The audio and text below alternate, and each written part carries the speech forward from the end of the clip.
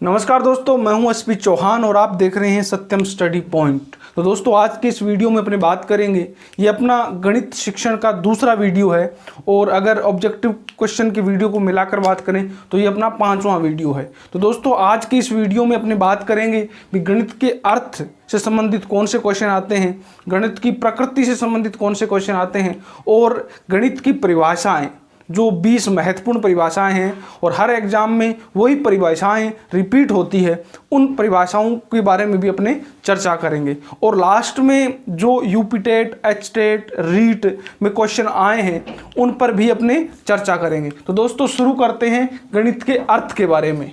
तो शाब्दिक अर्थ की बात करें तो गणनाओं की प्रधानता जिनमें होती है वो है गणित। गणनाओं से ही इसकी शुरुआत होती है। गणित में गणितीकरण होता है और जो संख्याओं का गुणा भाग या जिनको अपने संक्रियाएं कहते हैं वो उसका मुख्य कार्य है। अगली बात करें अंक, अक्षर और चिन्ह जो आप अपने गणित में यूज करते हैं। अंक, अक्षर और चिन्ह का प्रयोग करते हुए परिणाम, दिशा और स्थान को प्राप्त करना ही गणित का मुख्य कार्य है। अब इसका जो उत्पत्ति है वो गण धातु से हुई है जिसका अर्थ होता है गिनना। ये भी क्वेश्चन आए हुए हैं। जितनी भी मैंने इसमें लाइनें लिखी हैं, हर लाइन हर एग्जाम में आई हुई है, उन्हीं को पर ही मैं ये वीडियो बना रहा हूँ। और अगला है अंग्रेजी शब्द मैथमेटिक्स है, जो यूनानी शब्द मैथमेटा से बना है और इसका अर्थ होता है वस्तुएं या विषय। तो विषय भी हो सकता है और वस्तुएं भी हो सकता है। अब बात करते हैं प्रकृति की। भी प्रकृति कैसी है? लगभग 99% एग्जाम में एक क्वेश्चन आता है, गणित की प्रकृति कैसी है, और उसका आंसर होता है तार्किक, लॉजिकल। क्योंकि गणित लॉजिक पर आधारित होता है, हर क्वेश्चन में लॉजिक लगता है और मनुष्य ही नहीं पशु पक्षी भी इस लॉजिक को समझते हैं। तभी बंदर और का सभी जानवर अपने ये मेजरमेंट कर लेते हैं भी एक डाल से दूसरी डाल पर छलांग लगाने के लिए कितनी दूरी है और अपने कैसे पहुंच पाएंगे। बाघ, चीता जब दौड़ लगाते हैं, किसी जानवर को पकड़ते हैं तो वो मेजरमेंट कर लेते हैं कि अपने को किस स्पीड से भागना है कि हम उसको पकड़ सकें। तो ये सभी उनमें भी होता है, सिर्फ इंसान में ही तार्किकता नहीं होती। अपने ये कह सकते हैं इंसान में तार्किकता अधिक होती है जबकि पशुओं में इससे कम। अब बात करें विज्ञान का आधार, ये क्वेश्चन आया है, ज्ञान का आधार क्या है? तो ये है ज्ञानेंद्रियाँ, क्योंकि अपने ज्ञानेंद्रियों के माध्यम से ही सीखते हैं। आपने देखा होगा जो टाइप करता है, टाइपर को आपने देखा होगा, वो बिना अक्षरों को देखे हुए भी लिख लेता है। क्यों? क्योंकि उसने हाथ की ज्ञानेंद्रियों में जो हाथ के स्पर्श है उससे उसने सीख लिया, अब उसको देखने की जरूरत नहीं है। इसी प्रकार जो गणित है वो भी ज्ञानेंद्रियों पर आधारित है। अब ज्ञान का आधार क्या होता है? यथार्थ, क्रमबद्ध, तार्किक और अधिक स्पष्ट। इसका क्या मतलब है? यथार्थ, एग्जैक्ट। आपको गणित के जो आंसर है या गणित को जो पढ़ाने का तरीका है या गणित के जो सॉल्यूशन है वो हर जगह सेम मिलेंगे। 2 को 2 से गुणा करने पर 4 आता है। किसी भी देश में आप 2 से 2 को गुणा करोगे तो 4 ही आएगा। ये एग्जैक्टता है, यथार्थ है। क्रमबद्ध है क्योंकि गणित के जो सूत्र होते हैं वो क्रम से क्रम में चलते हैं। मतलब एक जो सॉल्यूशन अब आपने प्राप्त कर लिया उसका यूज आगे होगा। अगर आपने पहला सॉल्यूशन सही तरीके से नहीं सीखा है तो आपको आने वाले आगे सॉल्यूशन में प्रॉब्लम होगी। एक दूसरे से क्रमबद्ध है, एक दूसरे से जुड़े हुए हैं गणित के जो नियम और सूत्र हैं। तो क्रमबद्धता होती है, तार्किकता होती है, लॉजिकल होता है, क्योंकि हर क्वेश्चन, हर चीज़ में तार्किकता है। जरूरी नहीं आप क्वेश्चन को हल करते हो वहीं तार्किकता है, क्योंकि तार्किकता का क्रम, क्योंकि आपने को पता है इसका जो आधार होता है वो कार्यकरण संबंध होता है। इसका क्या मतलब है? कोई भी बाहर, गेट के बाहर आइसक्रीम वाले की घंटी बजती है, बच्चा भागता हुआ चला जाता है क्योंकि उसमें कार्यकरण संबंध है। जैसे ही घंटी बजी बच्चे को लगा आइसक्रीम वाला आ गया, ये कार्यकरण संबंध होता है, ये तार्किकता पर आधारित है। उसने अपने आप माइंड में कैलकुलेशन हो जाती है कि बाहर कौन है। इसी प्रकार कोई भी पालतू आपका जानवर है, आप से दूरी बनाते ही वो घर पर वापस आ जाता है। आप उसको छोड़ के चले हो, गाड़ी में बैठ जाता है मालिक और चला जाता है, तो कुत्ता वापस घर पे आ जाता है, क्योंकि ये तार्किकता है। मतलब कार्य कर्ण संबंध के आधार पर लास्ट नतीजे पर पहुंचा देती है, वही क्या है, तार्किकता। अधिक स्पष्ट, जो भी इसके फॉर्मूले हैं, जो भी इसके रिजल्ट हैं, वो बिल्कुल स्पष्ट है, कोई भी उसमें विरोधाभास नहीं है। अब बात करते हैं, ये अमूर्त से मूर्त की ओर चलता है। अमूर्त का क्या मतलब होता है, जो अपने सामने नहीं है, जिसकी गणना अपने सिर्फ माइंड में करते हैं, वो अमूर्त है। जो अपने सामने आ जाता है उसको अपने मूर्त रूप दे देते हैं। इसलिए गणित की जो गणना होती है वो पहले माइंड में चलती है और फिर उसको मूर्त रूप दिया जाता है। इसलिए इसका जो गणित के विद्यार्थी होते हैं वो टेक्नीशियन बनते हैं, इंजीनियर बनते हैं, क्योंकि पुल की संरचना करनी है वो माइंड में करते हैं, उसका डिजाइन तैयार करते हैं और फिर उसको यथार्थ रूप और उसको मूर्त रूप देते हैं। तो अमूर्त से मूर्त की ओर चलता है, और जिसका ज़्यादा दिमाग चलता है वो ही गणित की तार्किकता को समझ सकते हैं। जरूरी नहीं है हर व्यक्ति में तार्किकता सेम हो, कईयों में कम होती है और कईयों में ज़्यादा होती है। जिनमें कम होती है वो गणित से दूरी बनाते हैं, और जिनमें तार्किकता अधिक होती है वो गणित की ओर आकर्षित होते हैं, और गणित उनको सबसे बढ़िया और अच्छा सब्जेक्ट लगता है। अब आगमन, निगमन व सामान्यीकरण की योग्यता का विकास होता है। आप अपने आगे जब लेक्चर आएगा जहां आपने शिक्षण विधियां पढ़ेंगे, वहां अपने आगमन, निगमन और सामान्यीकरण को बहुत ही गहराई से पढ़ेंगे। लेकिन आगमन निगमन में मैं आपको छोटा सा एग्जाम्पल बता देता हूं। आगमन क्या है? आगमन ज्ञात से अज्ञात की ओर चलता है। आगमन विशिष्ट से सामान्य की ओर चलता है। विशिष्ट का क्या अर्थ है? आगमन में आप सूत्र की स्थापना करते हैं। आगमन में पहले उदाहरण दिए जाते हैं और फिर उन उदाहरणों के आधार पर रिजल्ट निकालते हुए एक विशेष नतीजे पर पहुंचा जाता है भी इसका रिजल्ट ये है।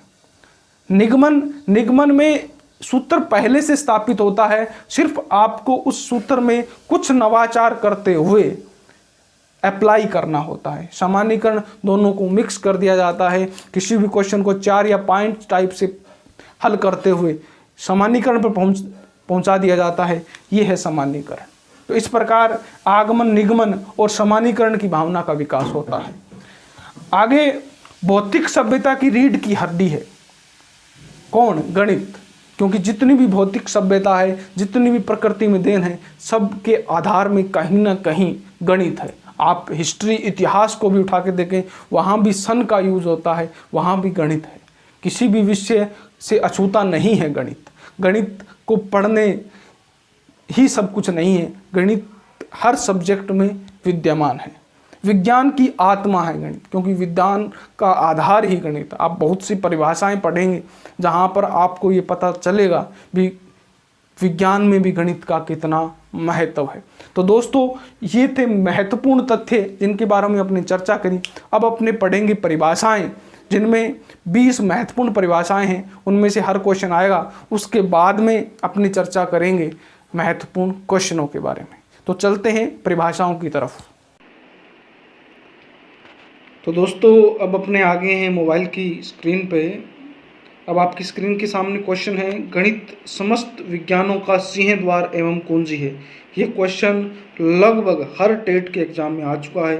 REET, C TET, H TET, Bihar TET, UP TET. तो इसमें रोजर बैंकन, अगर कुंजी आपको ट्रिक बता दूं तो कुंजी ताला बैंक में यूज होता है, तो कुंजी और बैंक, इससे आप शॉर्ट ट्रिक से समझ सकते हैं। अगली परिभाषा है, गणित वह भाषा है जिसमें परमेश्वर ने संपूर्ण जगत या ब्रह्मांड को लिख दिया है। ये गैलीलियो ने दी है। इसको भी याद करने की एक शॉर्ट ट्रिक है कि आप देख सकते हैं जगत, ब्रह्मांड और गैलेक्सी, ये शब्द मिलते जुलते हैं। तो जहाँ जगत ब्रह्मांड आए वहाँ गैलेक्सी आएगी, और गैलेक्सी से गैलीलियो। तो ये आप इस तरीके से याद कर सकते हैं। अगली परिभाषा, प्राकृतिक विज्ञान केवल तब तक ही विज्ञान है जब तक कि यह गणित है। ये कांट की है। अब आपको यहाँ 2 परिभाषाएं एक साथ पढ़नी है। अगली परिभाषा काम्टे की है, वह विज्ञान जो गणित के साथ प्रारंभ नहीं होती आवश्यक रूप से आधारतः त्रुटिपूर्ण है।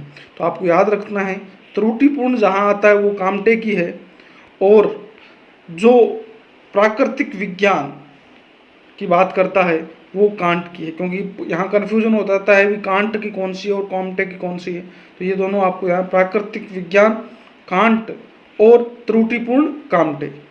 इसके साथ अगली परिभाषा, गणित वह विज्ञान है जो आवश्यक रूप से निष्कर्ष पर पहुंचती है। तो निष्कर्ष और पियर्स, रै पीछे और पीछे का रै आपको याद रखना है, ये बेंजामिन पियर्स की है निष्कर्ष। अगली परिभाषा है, गणित सभ्यता एवं संस्कृति का दर्पण है, और ये होगवेन, दर्पण होगवेन, याद रखना है आपको। 20 परिभाषाओं की अपनी बात करेंगे। इन्हीं 20 परिभाषाओं में से आपको टेट के हर एग्जाम में ये एक परिभाषा मिल जाएगी। गणित भौतिक अनुसंधान का एक आवश्यक उपकरण है, ये परिभाषा ब्रथलोट की है। अगली परिभाषा, गणित उस मानव चिंतन का प्रतिफल है जो अनुभवों से स्वतंत्र है तथा सत्य के अनुरूप है, आइंस्टीन की ये परिभाषा है। सभी छात्रों को अनिवार्य रूप से विद्यालय के प्रथम 10 वर्षों में गणित पढ़ाई जानी चाहिए, ये कार्य आयोग कहता है। यदि समस्त विज्ञानों में से गणित को हटा दिया जाए तो उसकी उपयोगिता शून्य हो जाएगी, ये यंग कहता है। यंग ने कहा है विज्ञान से गणित को अलग कर दिया जाए तो उपयोगिता शून्य हो जाएगी। गणित सभी विषयों से श्रेष्ठ व उपयोगी है, ये प्लेटो कहता है। गणित भौतिक विज्ञानों की भाषा है, ये लिंडसे की है, और ये परिभाषा बहुत से एग्जामों में आती है।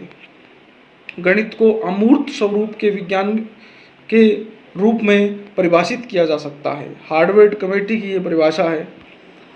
गणित वह मार्ग है जिसके द्वारा बच्चों के मन या मस्तिष्क में तर्क करने की आदत स्थापित होती है, ये लोक की है, तर्क करना। गणित का अध्ययन उचित तथा स्थूल रूप से किया जाता है जो तो छात्र उसके सौंदर्य का आनंद ले सकता है, ये यंग की है। यंग की 2 परिभाषाएं हैं। विश्लेषण मन का सर्वोत्तम बौद्धिक प्रदर्शन है, ये थोंडाइक कहते हैं। संगीत मनुष्य के अस्थिर मन का अंकगणित की संख्याओं से संबंधित एक आधुनिक सुप्त व्यायाम है। व्यायाम शब्द जहाँ आएगा वो लेबनिज की परिभाषा है, ये आपको ध्यान रखना है। तार्किक चिंतन के लिए गणित एक शक्तिशाली साधन है, ये बर्नार्ड शॉ की परिभाषा है। जिस रूप में मयूरों के सिर पर मुकुट शोभायमान होते हैं तथा सर्पों के सिर पर मणियाँ, वही सर्वोच्च स्थान वेदांग नाम से परिचित विज्ञानों में गणित का है। वेदांग नाम, तो वेदांग से वेदांग ज्योति, गणित विज्ञान की रानी है, ये गोस कहते हैं। गणित एक भाषा है, ये जे बिलार्ड गिब्स कहते हैं।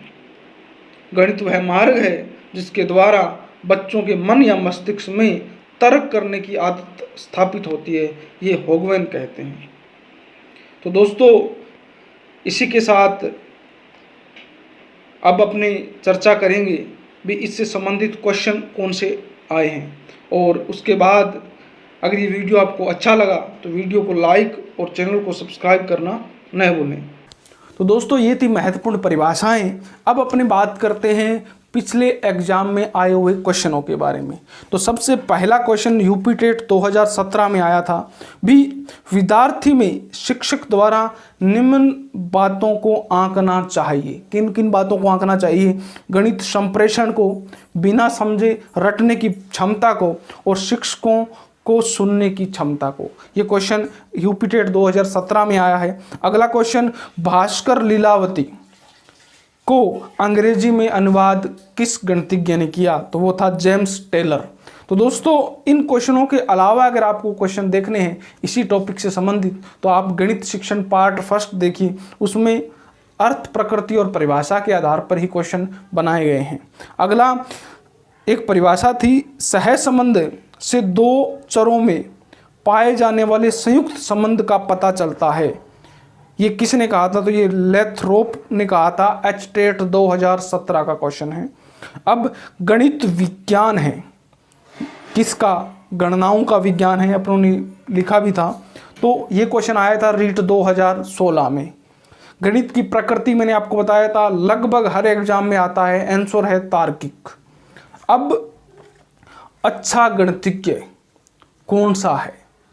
सभी अवधारणाओं को समझना, लागू करना और संबंध बनाना, ये जो कर पाता है वो अच्छा गणितज्ञ है। यूपी टेट 2014 में ये क्वेश्चन आया है।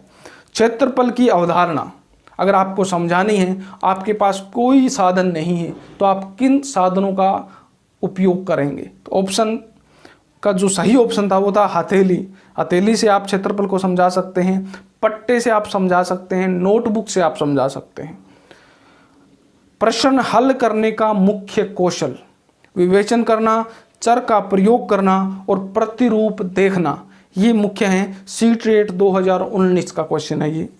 बच्चों में गणना करने की शक्ति किस तरीके से आप विकसित करेंगे? शिक्षण के दौरान क्रियाशील गतिविधियां करवा के आप बच्चों में गणना की शक्ति को विकसित कर सकते हैं। ये अचटेट 2014 का क्वेश्चन है। गणित का बच्चों के साथ संबंध, बच्चों पर व्यक्तिगत ध्यान देकर। गणित जो अध्यापक है उसका बच्चों के साथ कैसा संबंध है, और अच्छा संबंध कब होगा? जब अध्यापक बच्चों पर व्यक्तिगत ध्यान देगा। अच्छा अध्यापक वही होता है जो फर्स्ट बेंच से लेकर लास्ट बेंच तक के बच्चों को अगर नाम से पुकारे, बच्चों की कॉपी में गोला न करते हुए सही आंसर उसके पास लिखते, बच्चों को डांट फटकार के साथ साथ प्यार से भी समझाए, वो अच्छा अध्यापक है। गणित अध्यापक का कार्य क्या है? योजना बनाना और मार्गदर्शन करना। ये रीट 2016 का क्वेश्चन है। मनुष्य की जीवन की गतिविधियों में गणित का सर्वाधिक उपयोग किस क्षेत्र में होता है? रीट 2016 में आया था। इसका है सामाजिक क्षेत्र। इसके अलावा 15 महत्वपूर्ण क्वेश्चन रीट शिक्षण पार्ट फर्स्ट गणित शिक्षण पार्ट फर्स्ट में आप देख सकते हैं। उसमें आपको बहुत ही महत्वपूर्ण क्वेश्चन मिलेंगे। अगर ये वीडियो आपको अच्छा लगा तो वीडियो को लाइक करें, चैनल को सब्सक्राइब करें, और अन्य वीडियो को देखने के लिए आप हमारी प्लेलिस्ट को ज्वाइन कर सकते हैं। हमारे हैंड रिटन नोट्स प्राप्त करने के लिए आप टेलीग्राम को ज्वाइन कर सकते हैं, और डेली क्विज और भी बहुत महत्वपूर्ण जानकारियां एग्जाम से संबंधित हमारे FB पेज को आप फॉलो करें। ओके दोस्तों, इन सभी के लिंक आपको इस वीडियो के डिस्क्रिप्शन में मिल जाएंगे। अगले वीडियो में फिर मिलते हैं, तब तक जय हिंद, जय भारत।